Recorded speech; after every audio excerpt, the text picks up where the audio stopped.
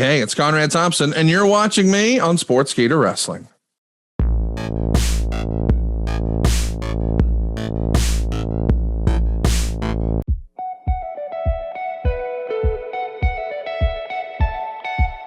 So when we at Sportskeeda decided to do the first edition of the Sportskeeda Wrestling Awards, we immediately wanted to partner with AdFreeShows, not just for their amazing reach, but also for the quality of content that they produce. And at the heart of it all is the man you see on your screen, the Podfather, Conrad Thompson. I now have the difficult task of interviewing a man who is the master of interviews. So I hope this goes well. Well, I don't know about all that, man. Thanks for having me. Thank you for the opportunity to chat with you today. The pleasure is all ours. Just remember, everyone, so you can listen to who Conrad is voting for, and then you can vote for your own favorite stars as well. You can do so by clicking on the link given in the description. You have the power, you make the choice. Let's begin with how you're doing right now. I'm great, man. Excited to be here. You know, it's going to be a fun season for professional wrestling. I know wrestling doesn't really have seasons, but boy, it feels like it does between Royal Rumble and WrestleMania, and just an exciting time of year. So yeah, I'm pumped. And the occasional Saudi Arabian show as well. Absolutely. Why not? Sandwiched in the middle. Awesome. So before we begin, let me ask you this. So if you could do a podcast with someone who's not a part of your roster right now, your dream guest, who would you pick? Probably Mick Foley. I mean, I think Mick Foley has become, a one-man show, the likes of which wrestling has never really seen. We know he's a great storyteller from all of his great books. And I mean, he's probably the most universally beloved performer. But I think Mick Foley's got a story to tell. And, I don't know if William Regal would ever warm up to the idea of doing a podcast, but man, that guy's been a vault. I don't think, besides his book that he did several years ago through WWE, there haven't been many interviews out there with Regal. So he's got a bunch of stories to tell. And I know he's still in the middle of a big run, but Paul Heyman, man, God, that guy has stories for days. That would be phenomenal. So those are probably my top three. Amazing. And I'm sure they'll happen at some point. Hey, it's Conrad Thompson. Like, share, comment, and subscribe to Sportskeeda Wrestling. So let's go straight into the awards. I mean, in these particular awards, we have WWE, AEW, and Impact Wrestling going head to head. We also have a category for everything else. All the international wrestling that happens on a global scale. But currently, when it comes to American programming, what do you enjoy more among WWE and AEW and Impact? Well, I certainly find things I like about every show. And that's really what I do is I don't necessarily, go to sleep every night under an AEW or WWE or even Impact, as you said, blanket. But I do find myself DVRing all the shows, skipping the parts I don't really care to watch and really focusing on the things I enjoy. And because of that, I don't really get as fired up as I see a lot of people do online because they didn't like this segment or they didn't like that segment. I just didn't watch it, So DVR has really enhanced my wrestling consumption. But I think there's something good on every show. I can usually find it. Now, I do, because I know more of the folks in AEW, wind up watching that show live more often than I do WWE. But the WWE pay-per-views, man, I usually have a whole bunch of folks over and we check those out. And like the Royal Rumble, I think I watched it with like 6 or 7 guys. And I don't usually do that for AEW pay-per-views, but I find myself watching the live show for AEW more often than I do WWE. So I guess maybe a little more AEW right now, but that could be changing as we get towards WrestleMania because I find myself not wanting to wait until the next day to watch Raw. I'll DVR it at the end of the night and find what I was looking for.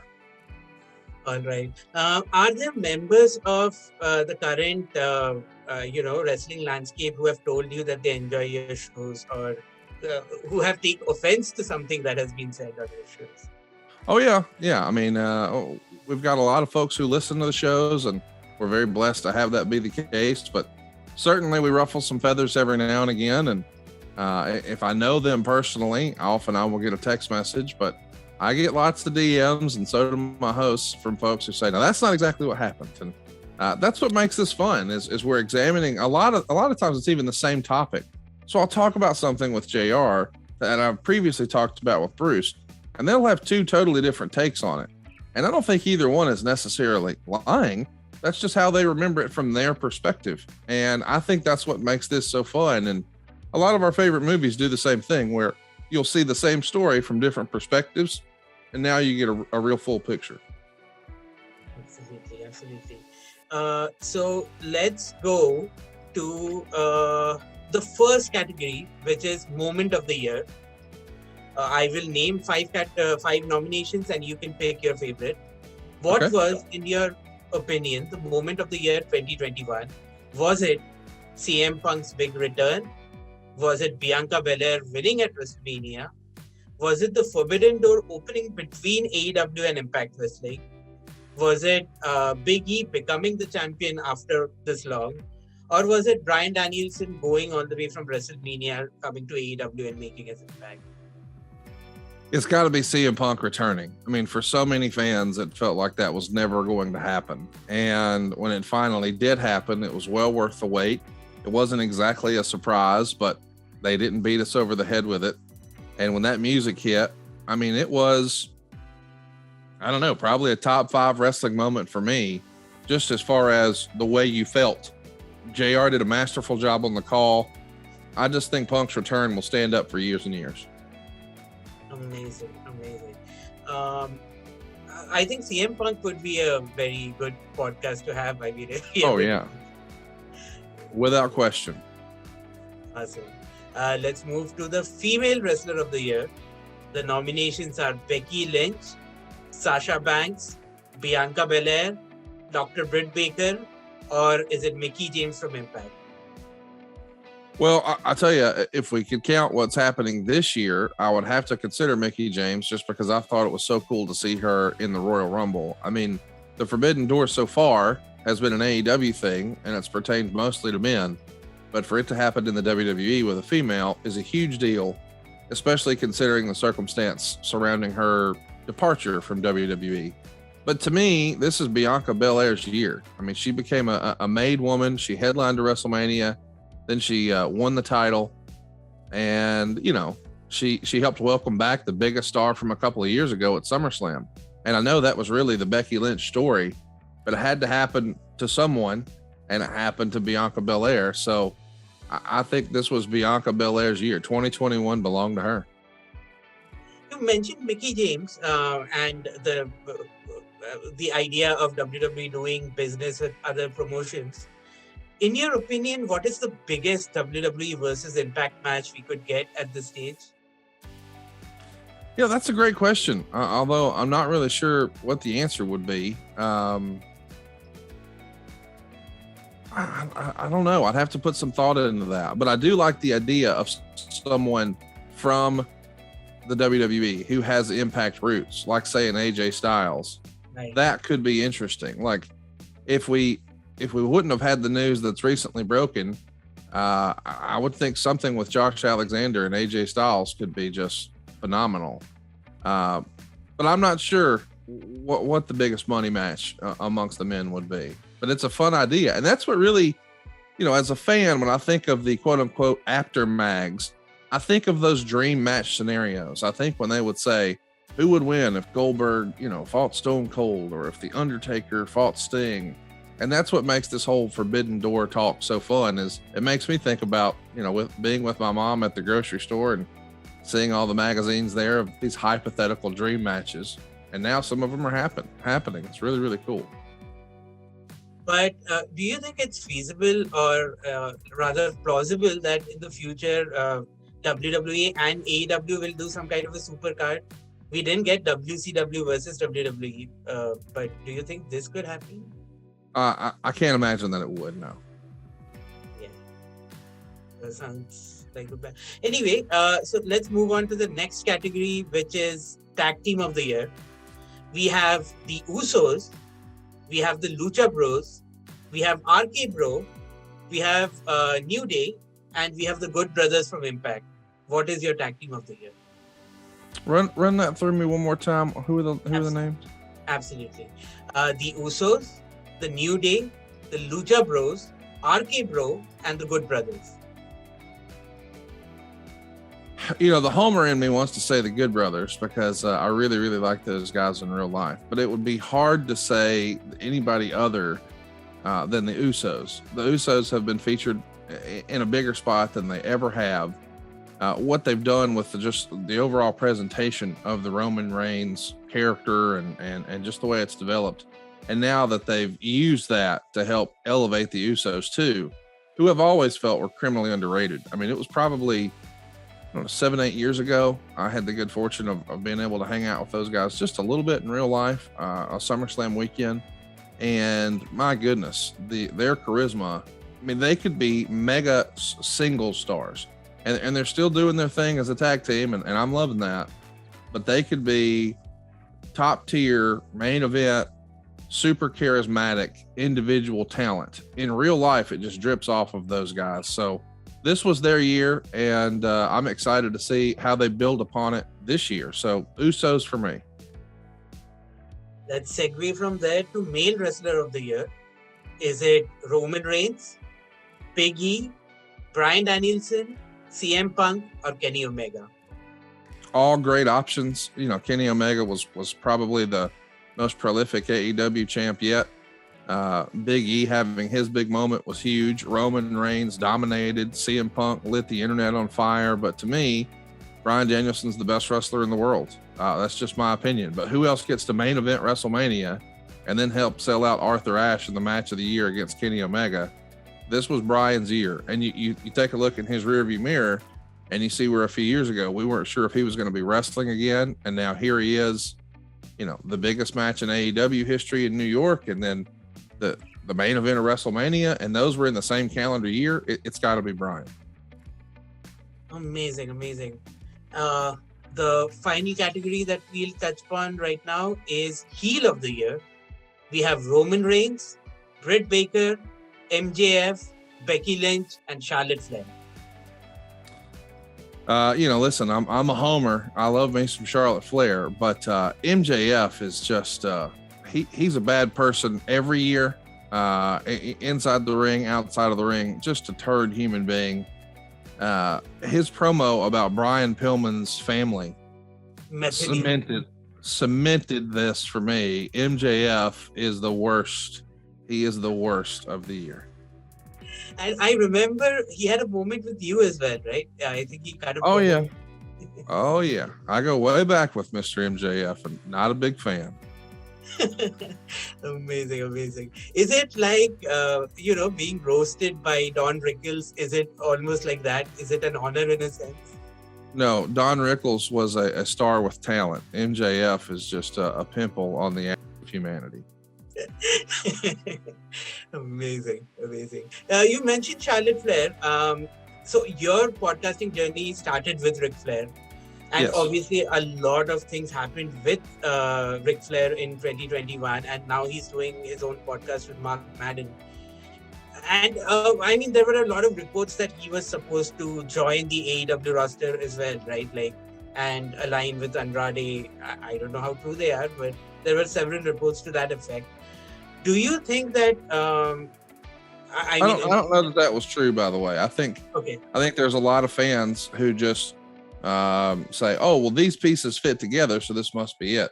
I don't think there was ever an actual plan in place for that. I mean, it would have been a cool idea. I'm not arguing that it was never discussed as a hypothetical, but I don't think Penn ever made it to paper on anything like that. I think it was just ideas. And, Rick has been friends with Tony Khan for years. I mean, I think Rick's gone to Tony's birthday and Tony's gone to Rick's birthday. And for many, many years, they've been friendly. And I think a lot of fans see that and say, oh, well, this must be what they're doing. But I don't think that was ever necessarily the plan. And the idea of the Four Horsemen reuniting in AEW and everything. I believe, that's what the fans probably thought, right? Right. Put the pieces together. Here's the thing. The Four Horsemen reunite about 4 or 5 times a year at a convention. So it's not something we haven't seen. It's just something we haven't seen on television. But even still, I don't know what they would do. I'm sure they would come up with something creative. But again, I don't think there was ever any serious conversation in that direction. That's just my opinion. Do you think the world can forgive Ric Flair at this point? Yeah, I mean, I think many have. I mean, he's been making appearances pretty consistently since, and it's unfortunate what happened, but it did happen 20 something years ago, and now there's been a bright light shined on it, and I understand that, but I don't think if you were paying attention for the last 20 years, this was not necessarily new information. This was an old story, and it's clearly an ugly spot, but as they say, there's two sides to every story, and that's not something that's popular to say, but it seems like it's died down and sort of went away. Now, I think we have to judge people based on the here and now and how they are right now. And I think there is a perception about how Rick is in real life versus, his television persona or his tweets. But I don't think his tweets really convey who he is. If you know Ric Flair and you get to have a conversation with him in real life, you'll see he is a very emotional guy, and he wears his heart on his sleeve. And just like you've seen sometimes in promos, boy, he'll cry at the drop of a hat. I mean, he's very emotional, and he loves hard. And yeah, I just think it was an unfortunate situation, and I hope it was a teachable moment for all involved, because boy, it was a mess there for a minute, but it feels as if, given the fact that he's out there making appearances and doing his thing, that Ric Flair fans want to remember the good times. And I know I do, just to draw a parallel, I'm still a big Hulk Hogan fan. And I know that I've, been roasted about that online before, but I became a wrestling fan because of Hulk Hogan. And I'm always going to, when I enjoy wrestling, revert back to the, 6 or 7 or 8 year old who just absolutely loved Hulk Hogan. And that was really sort of what lit the match that started this fire for my wrestling fandom. And I think a lot of folks, whereas Hulk Hogan was my guy, Ric Flair is their guy. And, if you're a golf guy and maybe you're my age, Tiger Woods was your guy. And I guess what I'm saying is no one is without fault. And I think everyone is trying to learn and get better. And I think we can all take a look in our rearview mirror and say, boy, if I had that to do over again, I would do this differently.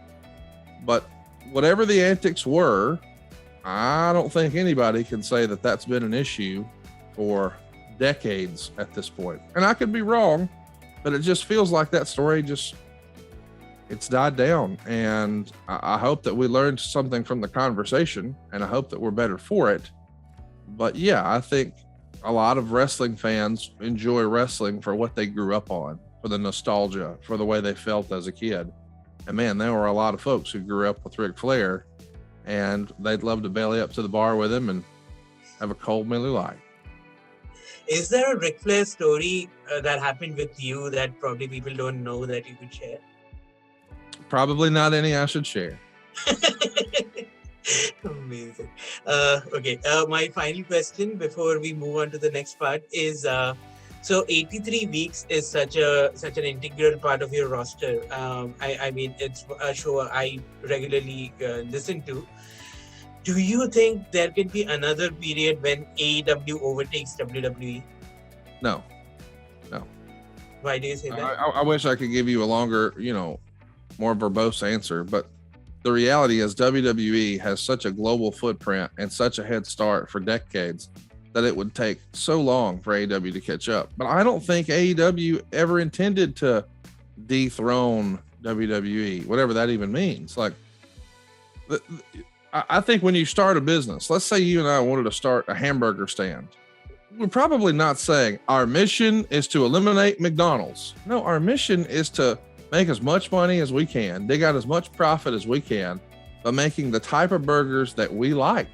So if we get to produce a product that we like, we get to employ people that we like working with, and we create revenue for ourselves that exceeds our expectations, well, that's a win. And I think that that's what Tony Khan is doing. I don't think it's, and I understand the competitive nature of sports and business, and for that matter, entertainment, because we hear when Superman has this big opening or WrestleMania has this big box office, or Spider-Man sets a record over the weekend or what have you, they talk about that. Oh, it beat Jurassic Park or Star Wars or whatever. But in reality, man, we just want something to go pay our money to watch and enjoy. And folks are doing that with AEW. So I think AEW is a success without beating WWE, because that wasn't the intent to create AEW. Eric Bischoff always says you can be in business, you can be less than, you can be better than, or you can be different than. And I don't think that AEW is less than. I don't know that they're better than, but I know for sure they're different than. And that's the idea, is to create an alternative. And I think they've done that in spades. So to me, AEW is a huge success as a fan because they've given me a real alternative. Is it awkward I mean, you're clearly a big fan of Tony Khan's. Is it awkward being part of the same, chatting with Eric Bischoff, who's so critical of Tony Khan at times on your podcast? No, because I'm really good friends with Bruce Pritchard. You can log in Twitter and see that there's a lot of folks who are critical of Bruce Pritchard. So no, I mean, my friendship and friendom doesn't mean that all of my friends have to be friends. And, you know, I wish that, and there are a lot of things that Eric compliments Tony on. Unfortunately, that doesn't get reported. That doesn't make the news cycle. The negativity makes the headline. But in reality, Eric probably has 20 compliments for Tony Khan and 2 criticisms, but we never hear about those 20. We just hear about the 2. And the Dave Meltzer rants. I mean, they have become a staple of. Well, but I think the Dave Meltzer rants are at this point just for entertainment. You know, I mean, I could be wrong. I'm sure that Eric really doesn't like some of the practices or the way he writes or whatever. But just like Dave gets to be critical of the wrestling product, I think it's okay if someone's critical of his product.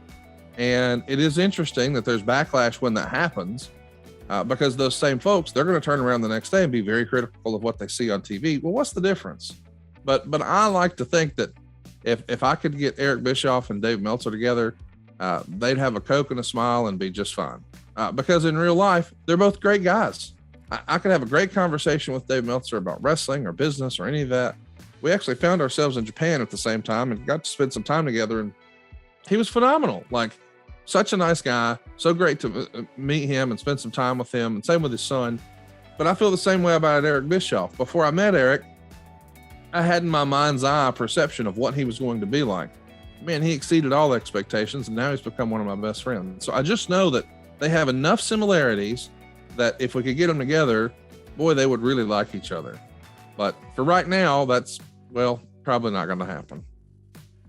So we have set the stage perfectly. Can you tell everybody watching about AdFreeShows? Yeah, listen, I do a bunch of wrestling podcasts. I mean, a bunch. So we created like a super Patreon, if you will. So you can hear all of our shows without the ads, and we provide a bunch of bonus content. So like, for instance, we found Jim Hurd. We sat him down and talked to him for a couple of hours and got his side of the story really for the first time. Then we did the same thing with Jim Crockett Jr., and unfortunately it happened right before his passing. We were lucky to get that interview on tape because he had such a story to share. And if we wouldn't have gotten it, who knows what would have happened with those stories. But we also create interactive experiences. So you could Zoom with Jim Ross, or you could Zoom with Arn Anderson, or you could watch it on Nitro with Eric Bischoff and ask him questions. Recently, we even had Ric Flair on, where we watched the 1992 Royal Rumble to celebrate that match, and fans had an opportunity to come on and ask Ric questions about that match. It really is a unique experience that you don't have to leave your house for, that you can't find anywhere else. It's AdFreeShows.com. Fantastic. Thank you so much for your time. And you have heard what the Podfather had to say. You have heard all his picks. Now it's your time to go and vote for your favorites from 2021. So thank you for tuning in, and thank you for your time, Conrad Thompson. Thanks, everybody. Appreciate you having me.